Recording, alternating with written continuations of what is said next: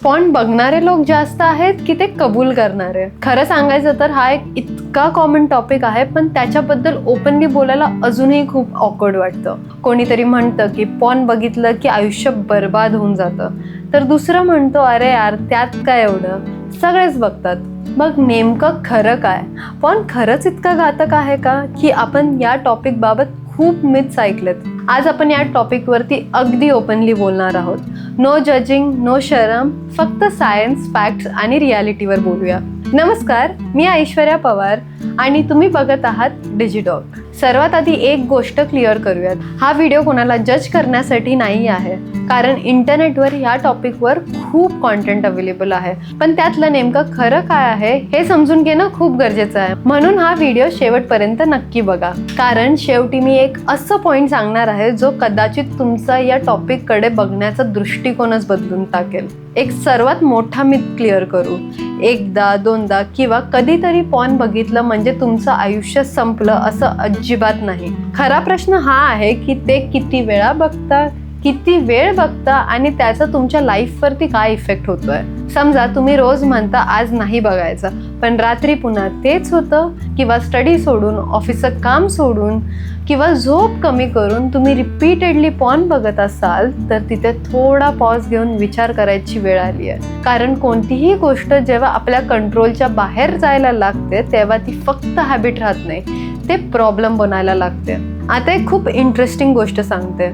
आपला brain naturally नवीन गोष्टींकडे attract होतो. म्हणजे इंस्टाग्राम स्क्रोल करताना सुद्धा आपण पुढची रील का बघतो? कारण ब्रेनला नॉवेल्टी लागते. पॉर्न मध्येही तेच असतं. वेगवेगळा कॉन्टेंट, वेगवेगळे सीन्स आणि ब्रेनला सतत एक्साइटमेंट मिळत राहते. प्रॉब्लेम तेव्हा सुरू होतो जेव्हा ब्रेनला या टाईपची स्टिम्युलेशनची सवय होते आणि मग काही लोकांना रिअल लाईफ मधल्या सिंपल गोष्टींमधून पूर्वीसारखं एक्साइटमेंट वाटत नाही.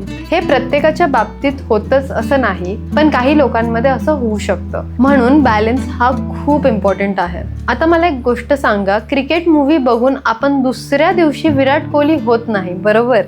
तसंच पॉर्न सुद्धा रियालिटी नाही. त्यात जे दाखवलं जातं ते एंटरटेनमेंट साठी असतं. पण काही वेळा लोक रिअल रिलेशनशिप कडून सुद्धा तीच एक्सपेक्टेशन्स ठेवायला लागतात आणि तिथे प्रॉब्लेम सुरू होते. बॉडी लँग्वेज, परफॉर्मन्स, रिलेशनशिप आणि इंटिमसी याबद्दल अनरिअलिस्टिक एक्सपेक्टेशन्स तयार होऊ शकतात.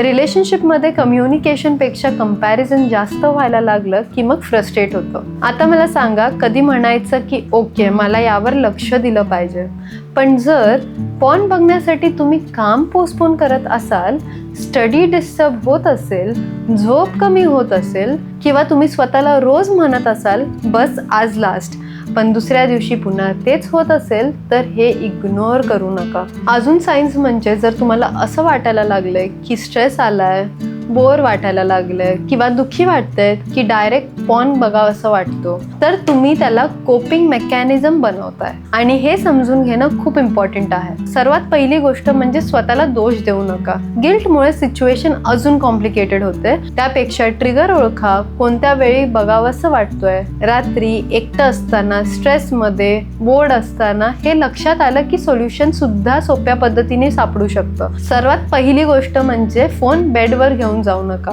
रात्री स्क्रोलिंग कमी करा, त्यापेक्षा एक्सरसाइज करा, फ्रेंड सोबत टाइम स्पेंड करा, काही हॉबी असेल तर ती पुन्हा सुरू करा. ब्रेनला हे केल्याने हेल्दी रिवॉर्ड मिळायला लागतो आणि हळूहळू त्याचा पॅटर्न बदलू शकतो.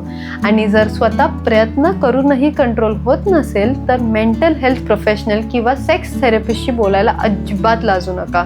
मदत मागण्यात काहीच कमीपणा नाही आहे. आता शेवटी एक इम्पॉर्टंट गोष्ट म्हणजे पॉर्न बघणारा प्रत्येक माणूस अडिक्टेड असतो असं नाही आणि पॉर्नचं काहीच इफेक्ट होत नाही हे पण खोटं आहे. रियालिटी या दोन्ही मध्ये कुठेतरी आहे. खरं प्रश्न पॉर्न नाही, खरा प्रश्न हा आहे की त्याच्या तुमच्या लाईफवर किती इफेक्ट होतोय.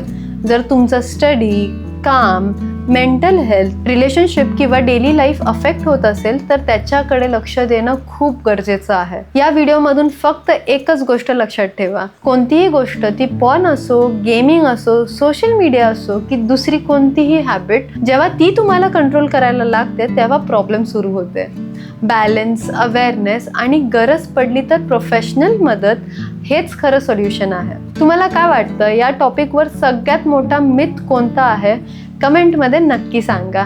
व्हिडिओ युजफुल वाटला असेल तर लाईक करा, शेअर करा आणि डिजिडॉकला सबस्क्राईब करायला विसरू नका. मी आहे ऐश्वर्या पवार. पुन्हा भेटूया एक नवीन आणि इंटरेस्टिंग टॉपिक सोबत. तोपर्यंत टेक केअर.